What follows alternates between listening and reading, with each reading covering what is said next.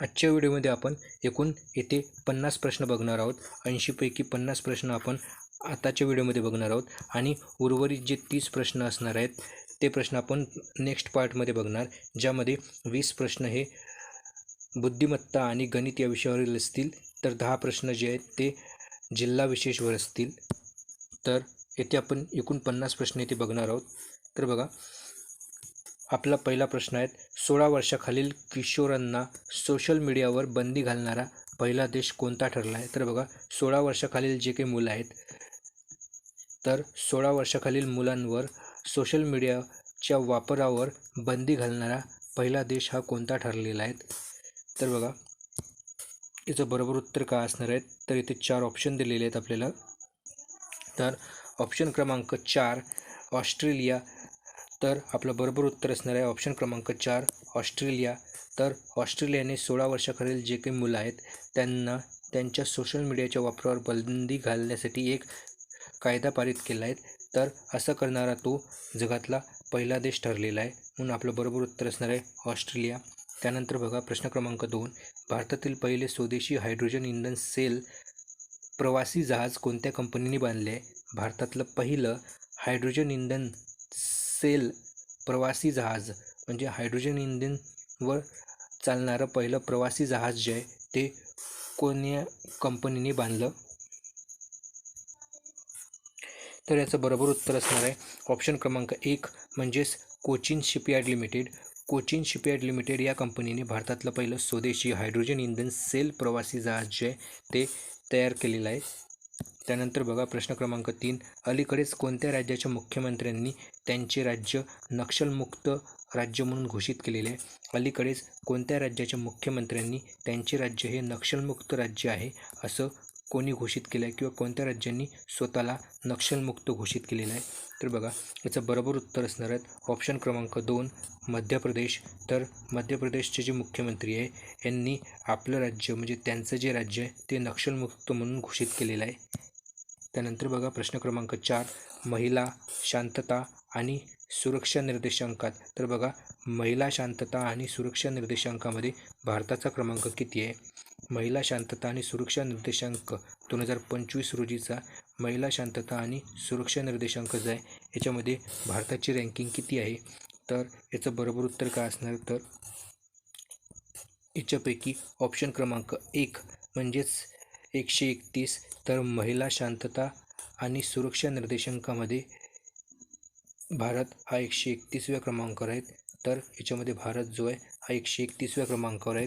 त्यानंतर आणखी एक लक्षात ठेवायचं आहे, महिला शांतता आणि सुरक्षा निर्देशांकामध्ये टॉपवर म्हणजेच पहिल्या नंबरवर कोणता देश आहे? तर ते असेल डेन्मार्क. तर डेन्मार्क हा जो देश आहे हा महिला शांतता आणि सुरक्षा निर्देशांकामध्ये 1 नंबरवर आहे, म्हणजेच हा टॉपर आहेत. आणि भारताची जी रँकिंग आहे ती 131 आहे.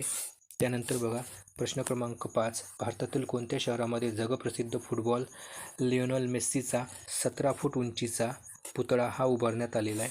भारतातील कोणत्या शहरामध्ये जगप्रसिद्ध फुटबॉलर जो की लिओनेल मेस्सी आहे, तर जगप्रसिद्ध फुटबॉलर जे आहे लिओनेल मेस्सी यांचा 70 फूट उंचीचा पुतळा कुठे उभारण्यात आलेला आहे? तर याचं बरोबर उत्तर काय असणार? तर याच्यामध्ये बघा 4 ऑप्शन दिले आहेत यामध्ये आपल्याला. यापैकी आपलं बरोबर उत्तर हे ऑप्शन क्रमांक 4 असणार, म्हणजे कोलकाता. तर भारतातील कोलकाता या शहरामध्ये फुटबॉलर लिओनेल मेस्सीचा 70 फूट उंचीचा पुतळा जो आहे तो उभारण्यात आलेला आहे. हे 70 फूटसुद्धा तुम्हाला लक्षात ठेवायचं आहे. परीक्षेत असाही प्रश्न विचारला जाऊ शकतो की जो की लिओनेल मेस्सीचा जो की पुतळा जो उभारण्यात आला आहे भारतामध्ये तो किती फूट उंचीचा आहे? तर तो आहे 70 फूट उंच, आणि जो कलकत्त्यामध्ये उभारण्यात आला आहे. त्यानंतर बघा, प्रश्न क्रमांक 6 महात्मा गांधी यांच्या आईचे नाव काय होते? महात्मा गांधी यांच्या आईचे नाव काय होते? तर बघा, याचं बरोबर उत्तर असणार ऑप्शन क्रमांक 3 म्हणजेच पुतलीबाई. ऑप्शन क्रमांक 3 म्हणजेच पुतलीबाई. त्यानंतर बघा, प्रश्न क्रमांक 7 अतिपर्जन्याच्या जांभाविरहित विभाग रिकामी जागामध्ये येतो. बघा, अतिपर्जन्याचा जांभाविरहित जो काही विभाग आहे हा कुठे येतो? तर बघा, याचं बरोबर उत्तर असणार तर याचं बरोबर उत्तर असणार आहे ऑप्शन क्रमांक 1 उत्तर कोकण. तर उत्तर कोकण हे आपलं बरोबर उत्तर असणार आहे.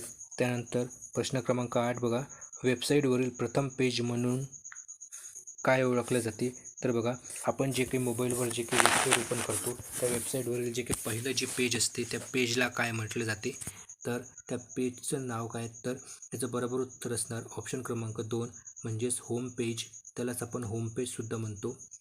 तर वेबसाईटवरील जे काही पहिलं पेज असते त्याला होम पेज म्हटले जाते. त्यानंतर बघा प्रश्न क्रमांक 9, भारतीय संविधानाच्या कलम 19(1) मध्ये खालीलपैकी कोणत्या स्वातंत्र्याच्या विशेष तत्वाने समावेश नाही? म्हणजेच बघा, यामध्ये 4 प्रकारचे स्वातंत्र्य जे आहेत ते इथे ऑप्शनमध्ये दिलेले आहेत. त्यापैकी कलम 19(1)च्या अंतर्गत खालीलपैकी कोणते स्वातंत्र्य जे आहे ते कलम 19(1)च्या अंतर्गत येत नाही? अशा प्रकारचा हा प्रश्न आहे की कलम 19(1)च्या अंतर्गत खालीलपैकी कोणते जे स्वातंत्र्य आहे ते येत नाही. म्हणजे इतर 3 जे आहे ते काय 19(1) या कलमाच्या अंतर्गत येतात. तर याचं बरोबर उत्तर असणार आपलं ऑप्शन क्रमांक 2 म्हणजेच मुद्रण स्वातंत्र्य. मुद्रण करण्याचं जे काही स्वातंत्र्य आहे, मुद्रण म्हणजे की पब्लिकेशन जे आपण करतो, पुस्तकाचं वगैरे जे पब्लिकेशन करतो किंवा न्यूजपेपर पब्लिश करतो, तर ते पब्लिशिंगचं जे काही स्वातंत्र्य आहे हे कलम 19(1)च्या अंतर्गत नाही येत. तर जसं की भाषण व अभिव्यक्तीचे स्वातंत्र्य, भारताच्या राज्यक्षेत्र सर्वत्र मुक्तपणे संचार करण्याचे स्वातंत्र्य, विनाशस्त्र व शांततेच्या मार्गाने एकत्र जमण्याचे स्वातंत्र्य, हे तीनही प्रकारचे स्वातंत्र्य कलम 19(1)च्या अंतर्गत येतात. परंतु मुद्रण स्वातंत्र्य हे कलम 19(1)च्या अंतर्गत येत नाही. म्हणून बरोबर उत्तर असणार आपलं ऑप्शन क्रमांक 2.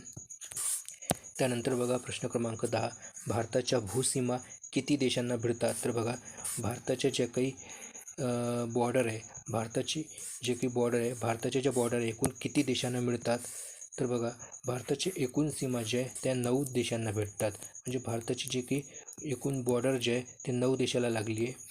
परंतु त्यापैकी जे की त्याच्या जमिनीशी लागणाऱ्या किंवा भूमीशी लागणाऱ्या ज्या काही देशाच्या जे काही सीमा आहे तर किती देशांना लागलेल्या आहेत? तर याचं बरोबर उत्तर असणार आहे ऑप्शन क्रमांक 1 म्हणजेच भारताच्या जे काही भूसीमा आहे त्या 7 देशांना लागलेली आहे व 2 देशाच्या ज्या सीमा आहे त्या त्याच्या काय तर पाण्याच्या सीमा लागलेत म्हणजे समुद्री सीमा लागलेल्या आहेत. ज्यापैकी एक आहे मालदीव आणि दुसरा आहे श्रीलंका. तर मालदीव आणि श्रीलंका या 2 देशांना भारताच्या काय तर समुद्री सीमा म्हणजेच पाण्याच्या सीमा लागलेल्या आहेत व इतर 7 देश जे आहेत त्याला भारताच्या भूसीमा लागलेल्या आहेत. त्यानंतर बघा प्रश्न क्रमांक 11, क्रिस्टलोग्राफी ही कोणत्या विषयाच्या अभ्यासाशी संबंधित आहे? क्रिस्टलोग्राफी ही कोणत्या विषयाच्या अभ्यासाशी संबंधित आहे? क्रिस्टलोग्राफी. तर याचं बरोबर उत्तर असणार आहे आपलं ऑप्शन क्रमांक 2 म्हणजेच स्फटिकांचा अभ्यास. स्फटिकांचा अभ्यास जो आहे तो क्रिस्टलोग्राफीच्या अंतर्गत केला जातो. म्हणजेच क्रिस्टलोग्राफी जो आहे, क्रिस्टलोग्राफी हा जो विषय आहे हा कोणत्या अभ्यासाशी संबंधित आहे? तर त्याचं बरोबर उत्तर असणार आहे स्फटिकांचा अभ्यास. त्यानंतर बघा प्रश्न क्रमांक 12, जिल्हा परिषदेचा सचिव कोण असतो? जिल्हा परिषदेचा सचिव कोण असतो? तर बघा, याचं बरोबर उत्तर काय असणार आपलं? तर ऑप्शन क्रमांक बघा, इथे 4 ऑप्शन दिलेले आहेत आपल्याला. यापैकी बरोबर उत्तर असणार आहेत ऑप्शन क्रमांक 2 म्हणजेच मुख्य कार्यकारी अधिकारी हे बरोबर उत्तर असणार आहेत आपलं. त्यानंतर बघा प्रश्न क्रमांक 13, CCTNS कशाच्या संबंधित आहे? CCTNS बघा, CCTNS जे आहे हे कशाच्या संबंधित आहे? तर बघा, याचं बरोबर उत्तर असणार आहेत ऑप्शन क्रमांक 4 गुन्हे व गुन्हेगार याच्या संबंधित आहे. त्यानंतर बघा प्रश्न क्रमांक 14, कोणत्या द्रव्यामुळे झाडाची पाने हिरवी दिसतात? कोणत्या द्रव्यामुळे झाडाची पाने जी आहेत ती हिरवी दिसतात? तर बघा, याचं बरोबर उत्तर असणार ऑप्शन क्रमांक 1 क्लोरोफिल. तर झाडामध्ये असलेला जो की क्लोरोफिल हा जो घटक आहे या घटकामुळे झाडाची पाने जी आहेत ती हिरवी असतात. त्यानंतर बघा प्रश्न क्रमांक 15, अनैच्छिक बेकारी म्हणजेच कोणत्या प्रकारची बेकारी होय? अनैच्छिक बेकारी ही म्हणजेच कोणत्या प्रकारची बेकारी आहे? तर याचं बरोबर उत्तर काय असणार आहे विद्यार्थी मित्रांनो? तर ऑप्शन क्रमांक 4 म्हणजेच खुली बेकारी म्हटली जाते. अनैच्छिक जे बेकारी असते, अनैच्छिक बेकारी यांना आपण खुली बेकारी म्हणतो. त्यानंतर बघा प्रश्न क्रमांक 16, audacity of hope, audacity of hope. तर बघा ऑडिसिटी किंवा ऑडासिटी ऑफ होप या पुस्तकाचे लेखक कोण आहे? ऑडासिटी ऑफ होप या पुस्तकाचे लेखक कोण आहे? तर बघा याचं बरोबर उत्तर असणार आहे ऑप्शन क्रमांक 2 बराक ओबामा. ऑप्शन क्रमांक 2 बराक ओबामा जे आहेत ते ऑडासिटी ऑफ होप या पुस्तकाचे लेखक आहे.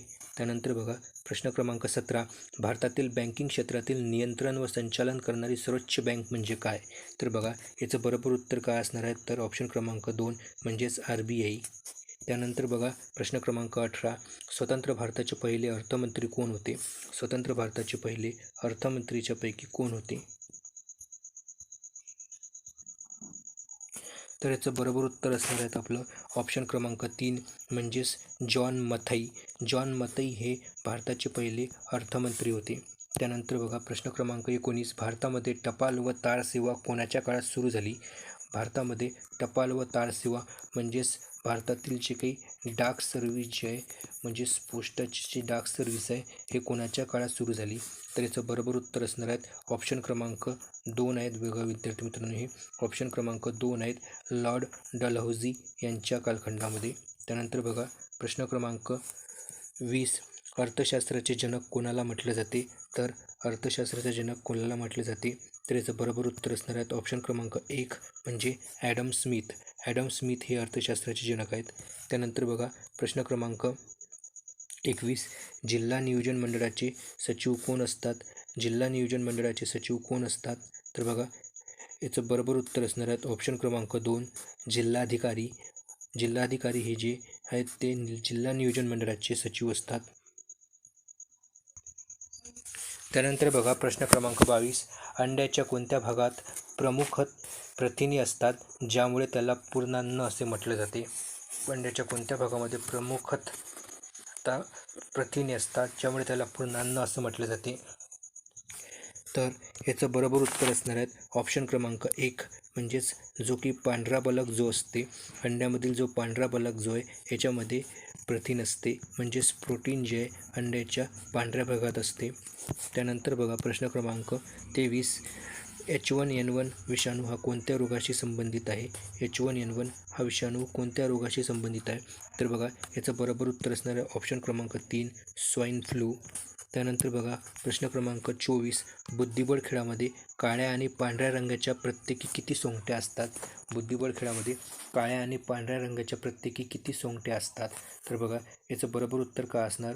तर ऑप्शन क्रमांक 3 म्हणजेच 16. प्रत्येकी 16 गोट्या ज्या असतात म्हणजे सोंगट्या ज्या आहेत ते असतात बुद्धिबळ खेळामध्ये प्रत्येक पांढऱ्या आणि काळ्या रंगाच्या. त्यानंतर बघा प्रश्न क्रमांक 25, सत्यशोधक समाजाचे ब्रीदवाक्य कोणते होते? सत्यशोधक समाजाचे ब्रीदवाक्य कोणते होते? तर बघा विद्यार्थी मित्रांनो 1873 या वर्षी महात्मा ज्योतिबा फुले यांनी जे सत्यशोधक समाजाची स्थापना केलेली होती. तर यांचं जे काही या समाजाचं जे काही ब्रीदवाक्य जे आहे ते काय होतं? तर बघा याचं बरोबर उत्तर असणार आहे आपलं ऑप्शन क्रमांक 3 म्हणजेच सर्वसाक्षी जगतपती त्याला नकोच मध्यस्थी, म्हणून आपलं बरोबर उत्तर असणार आहे ऑप्शन क्रमांक 3. त्यानंतर बघा प्रश्न क्रमांक 26, 1884 स्थापित झालेली भारतातील पहिली मजूर संघटना कोणती? 1884 स्थापित झालेली भारतातली पहिली मजूर संघटना कोणती? तर याचं बरोबर उत्तर काय असणार आहे? तर ऑप्शन क्रमांक 3 हे याचं बरोबर उत्तर असणार आहे म्हणजेच बॉम्बे मिल हँड असोसिएशन जे आहेत ही भारतातली पहिली मजूर संघटना होती ज्याची स्थापना 1884 या वर्षी करण्यात आलेली होती. म्हणून आपलं बरोबर उत्तर असणार आहे ऑप्शन क्रमांक 3 बॉम्बे मिल हँड असोसिएशन. त्यानंतर बघा प्रश्न क्रमांक 27, राजश्री शाहू महाराज यांचा जन्म कधी झाला? राजश्री शाहू महाराज यांचा जन्म कधी झाला? तर याचं बरोबर उत्तर काय असणार? तर ऑप्शन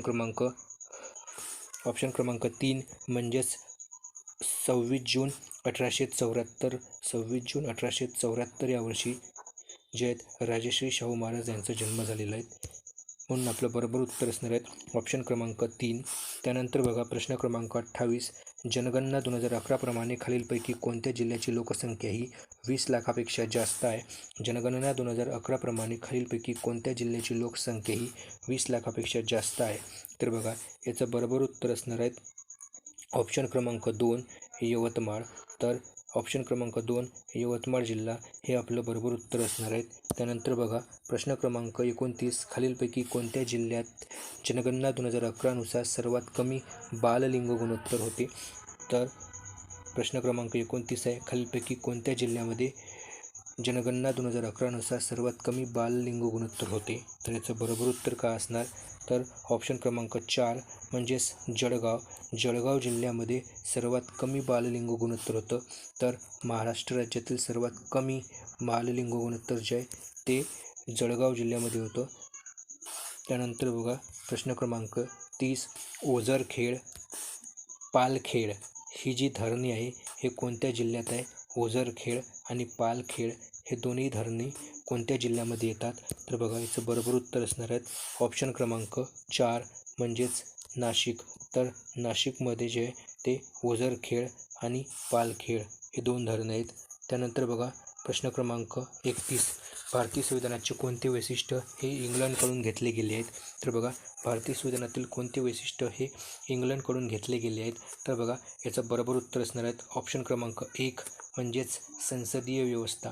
तर संसदीय व्यवस्था हे जे आहे भारताने इंग्लंडकडून घेतलेले वैशिष्ट्य आहे भारतीय संविधानातील. त्यानंतर बघा प्रश्न क्रमांक 32. भारतीय संविधानात किती भागात विभागले गेले आहे? म्हणजेच भारतीय संविधानामध्ये एकूण सध्या किती भाग आहेत? तर बघा भारतीय संविधानामध्ये सध्या एकूण किती भाग आहे? तर बघा याचं बरोबर उत्तर काय असणार? तर ऑप्शन क्रमांक 4 25. तर आपलं बरोबर उत्तर असणार आहे ऑप्शन क्रमांक 4 25. तर भारतीय संविधानामध्ये सध्या एकूण 25 भाग आहेत. परंतु सुरुवातीला भारतीय संविधानामध्ये एकूण 22 भागच होते. तर संविधान जेव्हा तयार करण्यात आलं तेव्हा संविधानामध्ये एकूण 22 भागच होते. त्यानंतर काही काळाने त्यामध्ये 3 भाग वाढले आणि आता भाग जे आहेत एकूण 25 भाग आहेत. त्यानंतर बघा प्रश्न क्रमांक 33. भारतीय संविधानात मूलभूत कर्तव्याचा समावेश करण्याची कल्पना कोणत्या देशाच्या संविधानातून घेतली आहे? भारतीय संविधानात मूलभूत कर्तव्याचा जो समावेश करण्यात आला आहे हा कोणत्या देशाच्या संविधानातून ही जी आहे संकल्पना घेतलेली आहे किंवा कोणत्या देशाकडून मूलभूत कर्तव्य जे आहे ते भारताच्या संविधानामध्ये समाविष्ट करण्यात आली? तर बघा याचं बरोबर उत्तर असणार आहे आपलं ऑप्शन क्रमांक 4 माजी सोव्हिएत संघ. म्हणजेच आताचा जो काही रशिया आहे त्याला आधी सोव्हिएत संघ म्हटले जात असत. सोव्हिएत संघ किंवा रशिया जे तुम्हाला ऑप्शनमध्ये असेल त्यापैकी बघा सोव्हिएत संघ असेल किंवा रशिया. तर आपलं बरोबर उत्तर असणार आहे रशिया किंवा सोव्हिएत संघ यापैकी कोणत्याही एक ऑप्शनमध्ये असणार तुम्हाला. तर बघा याचं बरोबर उत्तर असणार ऑप्शन क्रमांक 4 की मूलभूत कर्तव्याचा जो समावेश आहे भारतीय संविधानात हा सोव्हिएत संघ म्हणजेच रशियाकडून घेण्यात आला. आणि बघा हे जे मूलभूत कर्तव्य आहे हे सुरुवातीला जेव्हा संविधान निर्माण करण्यात आले होते तेव्हा याच्यामध्ये मूलभूत कर्तव्याचा समावेश नव्हता. ज्यानंतर 42व्या नंबरची घटना दुरुस्ती झाली जे की 1976 या वर्षी झाली तेव्हा मूलभूत कर्तव्याचा समावेश करण्यात आला आहे. हे सुद्धा तुम्हाला लक्षात ठेवायचं आहे. त्यानंतर बघा प्रश्न क्रमांक 34. व्हेलोड्रोम हा कोणत्या खेळाशी संबंधित आहे? व्हेलोड्रोम हा कोणत्या खेळाशी संबंधित आहे? तर बघा याचं बरोबर उत्तर असणार आहेत ऑप्शन क्रमांक 4 म्हणजेच सायकलिंग. ऑप्शन क्रमांक 4 सायकलिंग. तर व्हेलोड्रोम जो आहे हा सायकलिंगच्या संबंधित आहे. तर बघा सायकलिंग ज्या ठिकाणी होते त्या मैदानाला व्हेलोड्रोम म्हटले जाते. तर बघा सायकलिंग ज्या मैदानात होते त्या मैदानाला व्हेलोड्रोम असं म्हटलं जाते. म्हणून याचं बरोबर उत्तर असणार आहे सायकलिंग. व्हेलोड्रोम जो आहे हे जे मैदान आहे हे सायकलिंगच्या संबंधित आहे. त्यानंतर बघा प्रश्न क्रमांक 35. PC डॉक्युमेंटवर काम करताना डॉक्युमेंट तात्पुरते कोठे साठवले जाते? PC डॉक्युमेंटवर बघा आपण कम्प्युटरवर जेव्हा काम करत असतो कोणत्याही फाईलवर तर सुरुवातीला ते जी फाईल आहे ती फाईल कोठे साठवली जाते? तर बघा तात्पुरत्या प्रमाणातनी म्हणजे जेव्हा आपण काम करतो तेव्हा, तर त्याचं बरोबर उत्तर असणार आहे ऑप्शन क्रमांक 1 म्हणजे रॅम तात्पुरती जेव्हा आपण फाईलमध्ये काम करत असतो तेव्हा ती फाईल तात्पुरती रॅममध्ये सेव्ह होते. त्यानंतर बघा प्रश्न क्रमांक 36 खालीलपैकी कोणाला संगणकाचे जनक म्हणून ओळखले जाते. बघा खालीलपैकी कोणाला संगणकाचे जनक म्हणून ओळखले जाते, तर याचं बरोबर उत्तर असणार आहे ऑप्शन क्रमांक 2 चार्ल्स बॅबेज यांना संगणकाचे जनक म्हणून ओळखले जाते. त्यानंतर बघा प्रश्न क्रमांक 37 विश्वातील प्रत्येक पदार्थ हा अत्यंत सूक्ष्म कणापासून बनलेला आहे, हे प्रथम कोणी सांगितले. विश्वातील प्रत्येक पदार्थ हा अत्यंत सूक्ष्म कणांपासून बनलेला आहे, हे प्रथम कोणी सांगितले. तर बघा याचं बरोबर उत्तर असणार आहे ऑप्शन क्रमांक 2 कनाद. बघा हे कॅनडा नाही विद्यार्थी मित्रांनो, तर हे कनाद आहे. ऋषी कनाद जे आहे, ऋषी कनाद यांनी जे सर्वात प्रथम पदार्थ जे आहेत ते सर्वात सूक्ष्म कणापासून बनलेले आहेत असे सर्वप्रथम ऋषी कनाद यांनी सांगितलेले होते, म्हणून आपलं बरोबर उत्तर असणार आहे कनाद. त्यानंतर बघा प्रश्न क्रमांक 38 आम्ल आणि आम्लारी यांची अभिक्रिया होऊन काय तयार होते. बघा आम्ल आणि आम्लारी यांची अभिक्रिया होऊन काय तयार होते, तर बघा याचं बरोबर उत्तर असणार आहे ऑप्शन क्रमांक 2 म्हणजेच क्षार तयार होतात. तर आम्ल आणि आम्लारी यांची अभिक्रिया होऊन काय तयार होतात, तर क्षार तयार होतात. त्यानंतर बघा प्रश्न क्रमांक 39 लिंबू डायबॅक रोग हा कशामुळे होतो, तर लिंबूवर होणारा एक डायबॅक रोग आहे, हा रोग कशामुळे होतो. तर बघा याच्यामध्ये 4 ऑप्शन दिलेले आहेत आपल्याला, यापैकी आपलं बरोबर उत्तर असणार आहे ऑप्शन क्रमांक 3 म्हणजेच तांब्याची कमतरता असेल, म्हणजेच कॉपरची कमतरता जर असेल तर ते लिंबूवर डायबॅक नावाचा रोग होतो. त्यानंतर बघा प्रश्न क्रमांक 40 खालीलपैकी सर्वात लहान पेशी म्हणजे कोणती.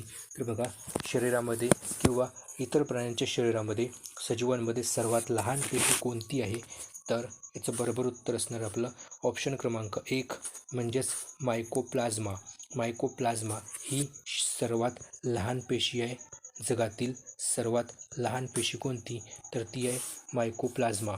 त्यानंतर बघा प्रश्न क्रमांक 41 जेव्हा काचेच्या रॉडला जे ते रेशम जे असते त्याने घासले असता, रेशमच्या कपड्यावर घासले असता तेव्हा रॉडमध्ये काय बदल होतो. तर बघा तेव्हा रॉडमध्ये बघा विद्यार्थी मित्रांनो, तेव्हा ऑप्शन क्रमांक 2 तर रॉड हा धनप्रभारित होतो, कारण काचेचा रॉड आणि रेशम एकमेकावर घासले असता त्यामध्ये स्थितिक विद्युत तयार होते म्हणजे स्टॅटिक्स इलेक्ट्रिसिटी जे आहे त्यात तयार होते.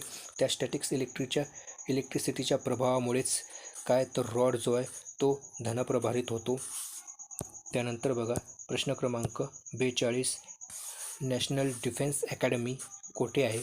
नॅशनल डिफेन्स अकॅडमी हे कोठे आहे, तर बघा याचं बरोबर उत्तर असणार आहे ऑप्शन क्रमांक 3 खडकवासला पुणेतील जे की खडकवासला जे ठिकाण आहेत येथे नॅशनल डिफेन्स अकॅडमी आहे, म्हणून आपलं बरोबर उत्तर असणार आहे ऑप्शन क्रमांक 3.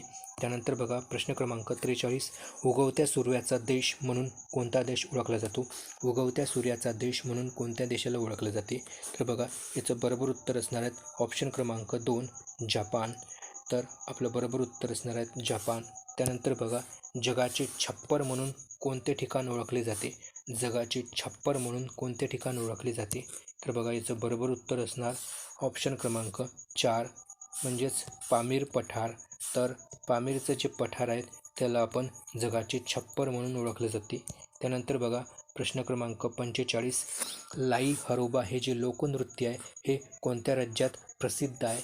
लाई हरोबा हे जे लोकनृत्य आहे हे कोणत्या राज्यातील लोकनृत्य आहे, तर बघा याचं बरोबर उत्तर काय असणार, तर ऑप्शन क्रमांक 2 म्हणजेच मणिपूर राज्यामध्ये लाई हरोबा. त्यानंतर बघा प्रश्न क्रमांक 46 महाराष्ट्र ग्राम पोलीस अधिनियम 1967 आदेशाच्या कलम 3(2) नुसार अटी शिथिल करण्याचा जो काही अधिकार आहे तो कोणाला आहे, तर बघा महाराष्ट्र ग्राम पोलीस अधिनियम 1967च्या कलम 3(2) नुसार म्हणजे कलम 3 सबसेक्शन 2 नुसार ज्या काही अटी आहे पोलीस पाटलाच्या संबंधित त्या अटी शिथिल करण्याचा जो काही अधिकार आहे हा कोणाला आहे? तर बघा याचं बरोबर उत्तर असणार आहे ऑप्शन क्रमांक 3 म्हणजेच विभागीय आयुक्त. तर याचा अधिकार हा विभागीय आयुक्तांना आहे. महाराष्ट्र ग्राम पोलीस अधिनियम 1967च्या कलम 3(2) नुसार अटी शिथिल करण्याचा जो अधिकार आहे तो विभागीय आयुक्तांना असतो.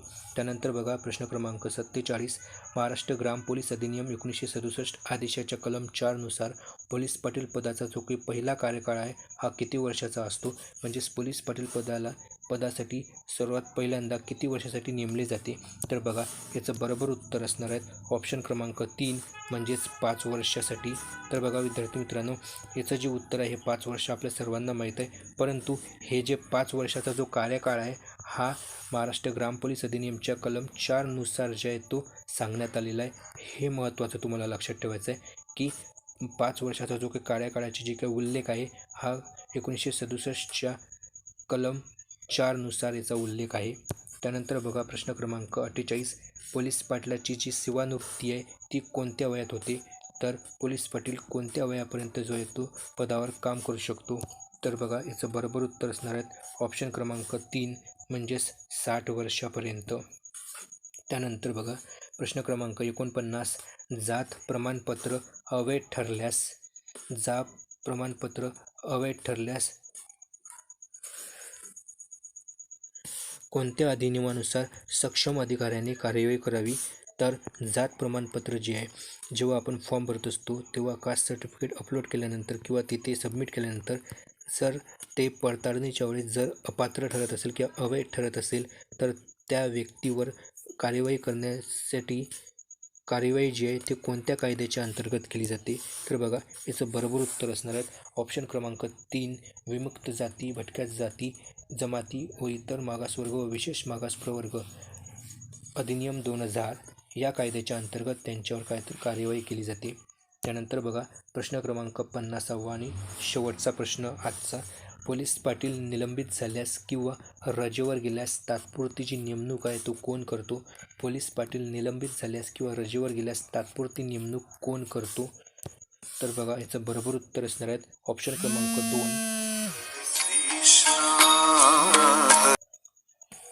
ऑप्शन क्रमांक 2 म्हणजेच उपविभागीय अधिकारी किंवा अधिकृत तहसीलदार जे आहे पोलीस पाटील जर निलंबित झाला किंवा रजेवर गेल्यास तात्पुरती नेमणूक करण्याचा जो काही हक्क आहे तो यांना असतो.